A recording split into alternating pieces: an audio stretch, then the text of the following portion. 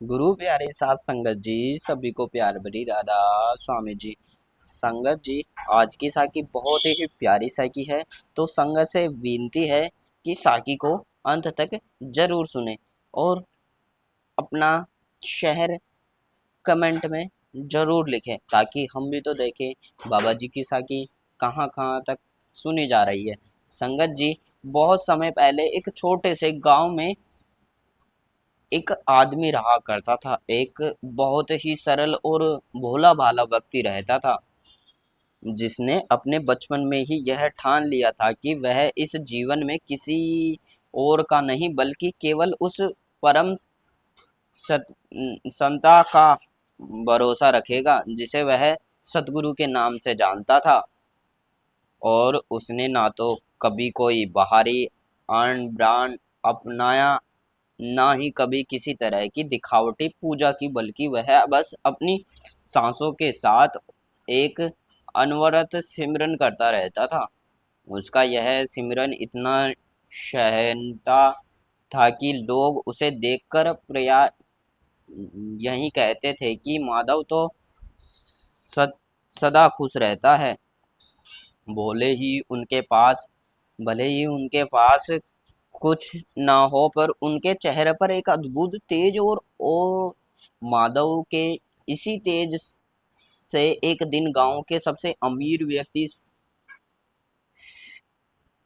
सहानुभूति का ध्यान अपनी ओर खींचा, जो अपने धन और विधवाओं के कारण बड़े ही घमंड में रहता था। और उसने एक दिन माधव से पूछ लिया ही, माधव तू इतना सदा यहाँ क्या क्यों कहता है कि सतगुरु पर भरोसा रखने वाले को साथ अच्छा ही होता है। मैं तो देखता हूँ कि तू बहुत गरीब है। तेरे पास ना तो घर है, ना दौलत है, ना कोई मान सम्मान, और तू कहता है कि तेरे सतगुरु तेरी रक्षा कर रहा है। तो फिर तेरे साथ ऐसा क्यों है कि तू हमेशा अभाव में रहता है। ने माधव ने उस धनीवान आदमी से कहा कि शांति से देखा और कहा, भाई सेठ जी, तुम कहते हो ना कि मेरे पास कुछ नहीं है, पर मैं कहता हूँ कि मेरे पास सब कुछ है, क्योंकि मेरे पास सतगुरु का नाम है।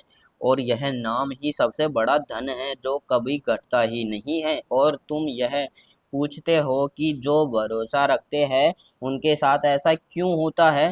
तो मैं तुम्हें अपनी कहानी सुनाता हूँ, ताकि तुम खुद समझ जाओ। और फिर माधव ने अपनी बात सुन शुरू की। उसने कहा, जब मैं छोटा सा था मेरे माता पिता ने मुझे सिखाया था कि बस एक सच्चा सहारा है, और वह है सतगुरु का सिमरन। मैंने उसी बात को मान ली। मैंने भरोसा किया, पर भरोसा करने के बाद भी मेरे जीवन में कई बार ऐसे अंधेरे आए कि मैं रो पड़ा। कई बार मैंने सोचा कि मेरे साथ ऐसा क्यों हो रहा है। जब मैंने सतगुरु पर भरोसा किया, और हर बार उसी भरोसे के बल पर मैं अंधेरे में भी डरता रहा। और जब अंधेरा सबसे गहरा था, तभी मुझे एक रोशनी दिखी, और वह रोशनी यही थी कि सतगुरु हमेशा वही करते हैं जो हमारे भले के लिए होता है, भले ही वह हमें बुरा लगता हो। और जो लोग उन पर भरोसा रखते हैं उन्हें वे इसलिए परीक्षा में डालते हैं, ताकि उनका भरोसा और पक्का हो जाए। और जब भरोसा पक्का हो जाए तो उसके बाद जो मिलता है वह अटूट होता है। माधव आगे बताया बताया एक बार मैं बीमार पड़ गया था, इतना बीमार कि सारे डॉक्टर ने हाथ खड़े कर दिए, और मेरे परिवार वाले ने मुझसे कहा, मैं कि तेरा सतगुरु कहाँ है, आज वह तुझे बचाने क्यों नहीं आता। मैंने कहा, वह तो मेरे भीतर ही है। और मैंने अपनी बीमारी के बीच भी सिमरन नहीं छोड़ा, और धीरे धीरे मेरी बीमारी कम होने लगी, और एक दिन पूरी तरह से ठीक हो गया। और उसके बाद मुझे यह एहसास हुआ कि सतगुरु मेरे भरोसे को और मजबूत करने के लिए यह सब कर रहे थे। यह सुनकर सेठ जी थोड़ा प्रभावित हुआ, पर उसने फिर भी कहा, माधव तू बातें तो अच्छी करता है, पर तूने मेरे सवाल का जवाब नहीं दिया कि आखिर ऐसा क्यों होता है कि जो लोग सतगुरु पर भरोसा रखते हैं उन्हें पहले दुख क्यों झेलने पड़ते हैं। अगर सतगुरु सच्चे में दयालु है तो वे पहले ही सब कुछ अच्छा क्यों नहीं कर देते। माधव मुस्कुराया और बोला, सेठ जी जब तुम किसी बीज को जमीन में डालते हो तो पहले वह सड़ता है, फिर टूटता है, फिर उसमें अंकुर फूटता है और फिर वह पेड़ बनता है, फिर वह फल देता है। क्या तुम कहोगे कि बीज का सड़ना बुरा था? नहीं, क्योंकि उसी सड़न के बिना वह पेड़ नहीं बन सकता था। ठीक उसी तरह जो लोग सतगुरु पर भरोसा रखते हैं उन्हें अहंकार का बीज पहले सड़ता है, उनकी मान्यता टूटती है, उनका सब कुछ वैसा नहीं रहता जैसा वे चाहते थे, और इसी प्रक्रिया को उनका असली रूप निखारता है, और फिर वे उस ऊंचाई को छूते हैं जहां दुख का अर्थ ही बदलना है। इसलिए जो भरोसा रखते हैं उनके साथ पहले वैसा ही होता है, पर अंत में उनके साथ ही होता है जैसा वे सपने में भी नहीं सोच सकते। माधव की बातों ने सेठ जी के मन में एक अजीब सी उछल पुथल मचा दी, क्योंकि वह एक ऐसा व्यक्ति था जिसके अपना पूरा जीवन बाहरी चीजों में भरोसा करते हुए बिताया था, और उसने कभी यह नहीं सोचा था कि किसी अदृश्य क्षमता पर भरोसा किया जाए सकता है, और वह भी बिना किसी लेन देन के, बिना किसी सौदे के।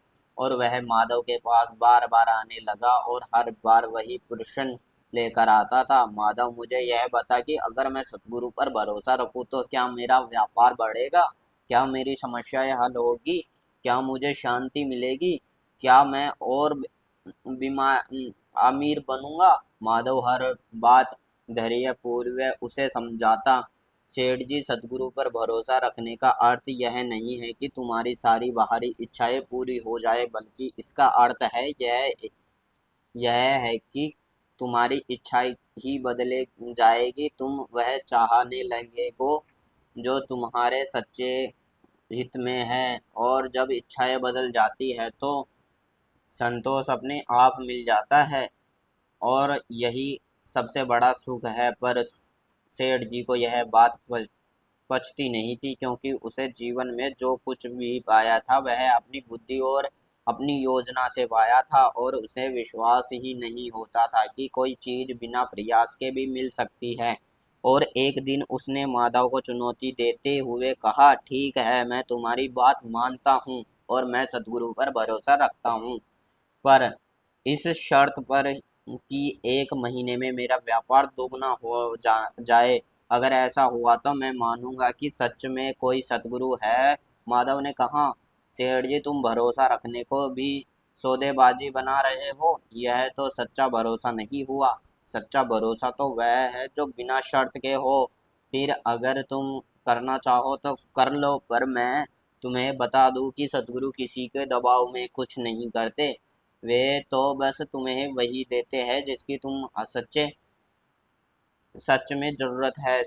सेठ जी ने वैसे ही करने की ठान ली, और उसने 1 महीने तक लगातार सिमरन किया, और उसका व्यापार न केवल दुगना हुआ, 2 गुना नहीं हुआ, बल्कि उसे भारी नुकसान हुआ। और वह बहुत गुस्से में माधव के पास आया और बोला, देख तुम्हारा सतगुरु कितना दयालु है, उसने मेरा नुकसान कर दिया जबकि मैंने उस पर भरोसा किया था। माधव ने शांति से कहा, सेठ जी तुमने भरोसा किया था या अपनी इच्छाओं का व्यापार किया था? तुमने तो सतगुरु से कहा था कि मेरा व्यापार दुगना करो, और जब नहीं हुआ तो तुम नाराज हो गए। यह भरोसा नहीं, यह तो लेन देन है। असली भरोसा तो यह होता है कि चाहे व्यापार बढ़े या घटे, तेरे सिमरन में लगा रहूंगा, क्योंकि मुझे पता है कि तू मेरा भला ही करेगा। सेठ जी को यह बात समझ में आ गई और उसने फिर से मौका मांगा, इस बार उसने बिना किसी शर्त के सिमरन करना शुरू किया और धीरे धीरे उसकी घबराहट कम हुई। उसके मन में पहले जैसा लालच नहीं रहा और उसने अपने व्यापार को एक सेवा की तरह देखना शुरू किया कर दिया और उसी दृष्टि से उसका व्यापार फिर से संभलने लगा। पर इस बार उसके पास बस सब कुछ था, फिर भी वह पहले जैसा लालची नहीं था। उसने माधव को धन्यवाद दिया और कहा, माधव, अब मुझे समझ में आ गया है कि जो भरोसा रखते हैं उनके साथ पहले कठिनाइयाँ क्यों आती है, क्योंकि वे कठिनाइयों से उनके मन के मेल को निकालती है। जब मन साफ हो जाता है तो सतगुरु की कृपा का असली स्वाद छकने को मिलता है। अब माधव और सेठ जी की इस मित्रता को काफी समय बीत चुका था और सेठ जी अपने पूर्व अहंकार से पूरी तरह बाहर आ चुका था और वह माधव की तरह एक सरल साधक बन गया था और उसने अपने अधिकांश समय सिमरन में बिताया ना शुरू कर दिया था और उसके व्यापार में ऐसी बरकत आई कि उसका धन पहले से कहीं अधिक बढ़ गया। पर इस बार वह उस धन को सतगुरु को देने समझता था, ना कि अपनी बुद्धि की उपलब्धि। और उसी बीच गांव में एक बड़ा अकाल पड़ जाता है। सब लोग परेशान होने लगते हैं और सेठ जी ने अपने भंडारे के दरवाजे को खोल दिया और उसने सबको अन्न बांटना और लोगों को हैरान थे कि यह वही सेठ है जो पहले एक एक पैसा जमा करता था, पर अब वह इतना उदार हो गया है। और सेठ ने उसे कहा, यह सब मेरे सतगुरु की कृपा है और मैंने सीखा है कि जो भरोसा रखते हैं उसके पास इतना आता है कि वे दूसरों को भी दे सकते हैं और यही उनके भरोसे का परिणाम है कि वे डरते नहीं, बांटते हैं। एक दिन एक भयंकर तूफान में पूरे गांव को तबाह कर दिया और सेठ का घर भी नष्ट हो गया और उसका सारा सामान बह गया। तब कुछ लोग ने माधव से पूछा, देखो, सेठ ने इतना अच्छा किया, सबको दान दिया, फिर भी उसका घर नष्ट हो गया। क्या यही यही है सतगुरु का भरोसा रखने का फल? माधव ने कहा, मित्रों, तुम घर को देख रहे हो, पर मैं सेठ के मन को देख रहा हूँ। आज उसका घर नष्ट हो गया है, वह खुश है, उसके चेहरे पर कोई शिकन नहीं है। जबकि पहले अगर उसकी एक चीज भी टूट जाती थी तो वह दिन भर रोता था। यही असली चमत्कार है कि सतगुरु का भरोसा रखने वाले का मन इतना मजबूत हो जाता है कि बाहरी तबाही उसे हिला नहीं सकती। और वास्तव में सेठ उस तूफान के बाद भी प्रसन्न था और उसने कहा, माधव सच कहता है कि यह घर तो फिर बन जाएगा, पर जो भरोसा मुझे मिला है वह भी नष्ट नहीं हो सकता। और उसी विश्वास के साथ उसे मलबा हटाना शुरू कर दिया और पूरे गांव ने उसकी मदद की और कुछ ही महीनों में उसे एक नया घर बना लिया और वह घर पहले से भी अधिक सुंदर था।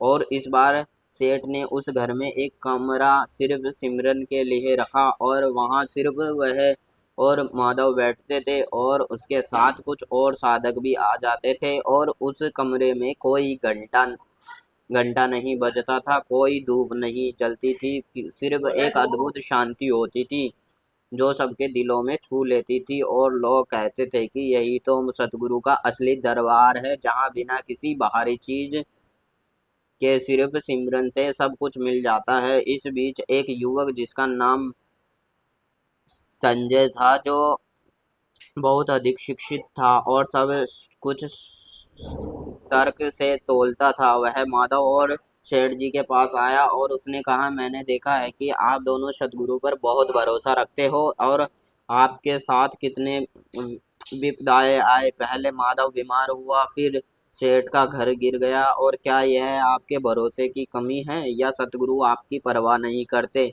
माधव ने कहा, बेटा, जब तक हम भरोसा करना सीख नहीं जाते तब तक सतगुरु हमें छोटी छोटी परीक्षाएं देते रहते हैं ताकि हमारा भरोसा पक्का हो जाए। और जब भरोसा पक्का हो जाता है तो फिर वे हमें ऐसी स्थिति में डाल देते हैं कि जहां हम दूसरों के लिए प्रेरणा बन जाते हैं। तुम ही देखो, आज सेठ जी ने अपना घर बना लिया है, पर उसने भी बड़ी बात यह है कि उसे अपना अहंकार बनवाया। और यह असली सफलता है कि संजय को यह बात अटपटी लगी, पर उसने माधव को और सेठ जी के साथ कुछ दिन बिताए और उसने देखा कि यह दोनों लोग बिना किसी चिंता के कैसे जी रहे हैं। और उसने भी सिमरन करना शुरू कर दिया और धीरे धीरे उसका तर्कवाद चला गया। और एक दिन उसने माधव से कहा, मैं समझ गया हूँ कि भरोसा रखने वाले के साथ पहले मुश्किलें इसलिए आती है क्योंकि उन मुश्किलों में ही उनका असली सोना तड़पता है, और फिर वे कभी जंग नहीं लड़ते। अब माधव और सेठ जी की यह जोड़ी पूरे क्षेत्र में मिसाल बन गई चुकी थी कि कैसे दो अलग अलग स्वभाव के लोग सतगुरु के भरोसे में एक हो गए हैं। उन्होंने बिना किसी बाहरी साधना के सिर्फ सिमरन में दम पर अपने जीवन बदल लिया। और लोग उसे पूछते, बाबा जी हम भी भरोसा रखना चाहते हैं पर हमारा मन डर जाता है कि कहीं हमारे साथ बुरा ना हो जाए जैसे पहले आपके साथ हुआ था। तो माधव कहता है, बेटा बुरा किसी के साथ नहीं होता, बस यह दिखता है पर होता नहीं है। जैसे रात में अंधेरा दिखता है पर अंधेरा होता नहीं है, वह तो सिर्फ प्रकाश की अनुपस्थिति है। उसी तरह दुख दिखता है पर वह सिर्फ सुख की अनुपस्थिति है। और जब तुम सतगुरु का सिमरन करते हो तो वह अनुपस्थिति समाप्त हो जाती है। बस धैर्य रखो। और सेठ आगे कहता है, मैंने सीखा है कि जब मैं अपने व्यापार में लगा था तो मुझे लगता था कि जोखिम उठाने से ही फायदा होता है, पर सतगुरु के मार्ग पर तो जोखिम उठाने की से भी बड़ा कुछ से भी बड़ा कुछ है, वह है समर्पण। और जब तुम समर्पण कर देते हो तो फिर तुम जोखिम में ही नहीं रहते, क्योंकि जोखिम तो तब होता है जब तुम्हारा कोई अपना हो, पर यहाँ तो सब उसी का है, तो फिर जोखिम कैसा। एक बार एक बूढ़ा किसान माधव के पास आया और बोला, मेरे खेत सूख गए हैं, बारिश नहीं हो रही है, मेरा कोई सहारा नहीं है, मैंने बहुत कोशिश की पर अब मैं हार चुका हूँ, क्या सतगुरु पर भरोसा रख करने से मेरे खेत हरे हो जाएंगे। माधव ने कहा, भाई भरोसा करने से खेत हरे हो भी सकते हैं और नहीं भी, पर एक बात पक्की है कि तुम्हारे हरे तुम्हारे जाएंगे, तुम्हारे भीतर का बजरपन समाप्त हो जाएगा, तुम्हें शक्ति मिल जाएगी जो सूखे खेतों के बीच भी हंसना सिखा दे। उस किसान ने माधव के साथ बैठकर सिमरन किया और उसके मन से डर निकल गया। उसने नए सिरे से खेते की जुताई की और बिना बारिश के भी उसने कुछ ऐसी फसलें उगा दी जिसके देखकर सब हैरान रह गए, क्योंकि उसी के भूमिगत जल का प्रयोग किया और अपने परिश्रम से पानी निकाला। और जब लोगों ने पूछा, तुमने यह कैसे किया, तो उसने कहा, माधव ने मुझे सिखाया है कि सतगुरु पर भरोसा रखने का मतलब है बैठे रहना नहीं है, बल्कि पूरी ताकत से कर्म करना है और उसका फल उस पर छोड़ देना है। और इस तरह माधव की यह सीख उस किसान के जीवन को सच्ची सच्ची हो गई और उसने अपने जीवन में सिमरन को स्थान दे दिया है। दिन संजय को अब एक साधक बन चुका था। उसने माधव से पूछा, गुरुजी आपने मुझे बताया है कि भरोसा रखने वाले के साथ पहले मुश्किलें आती है, क्यों आती है, पर और मैं यह भी जानना चाहता हूँ कि क्या कभी ऐसा भी होता है कि भरोसा रखने वाले के साथ अंत में भी कुछ ना मिले। माधव ने गंभीरता से कहा, देखो भरोसा रखने वाले को अंत में वही मिलता है जो उसे कभी सोचा भी नहीं था, क्योंकि सतगुरु उसे पार कर देते हैं उन सब इच्छाओं से। और जब उसका इच्छाएं से पेरे पैरे हो जाते हैं तो उसके पास सब कुछ होता है, फिर भी उसे किसी चीज की आवश्यकता नहीं होती, पर यह परम सुख और यही उनका मिलता है। अगर तू यह पूछ रहा है कि क्या उसे दुनिया की चीजों नहीं मिलती, तो वह भी मिलती है, पर वह उनमें ही नहीं उलझता, और जो नहीं उलझता वह सच्चा मालिक है। और अब इस साकी के अंत में भाग भाग में माधव ने अपने जीवन के अंत के दिनों में सेठ जी और संजय और दूसरे साधकों को इकट्ठा करके कहा, मैंने तुम्हें यह बताने के लिए अपनी कहानी नहीं सुनाई है कि मैं महान हूँ, बल्कि यह बताने के लिए सतगुरु की कृपा कितनी अपार है। और जो उन पर सच्चा भरोसा रखता है उनका जीवन एक नदी की तरह होता है, जो बाधाओं से टकराती है पर फिर भी अपने गंतव्य की ओर बढ़ती है, और अंत में उस महासागर से विलीन हो जाती है जहाँ सब दुख मिट जाते हैं। उसे आगे कहा है कि अक्सर पूछते हो कि जो भरोसा रखने वाले के साथ ऐसा क्यों होता है कि उसे पहले कष्ट सहने पड़ते हैं, तो मैं तुम्हें आखिरी बात यही कहूँगा कि यह उसके भरोसे के निखारने के लिए होता है। जैसे सोने को आग में तपाया जाता है, और जो सोना आग में तपता है वही आभूषण बनने के योग्य बनता है।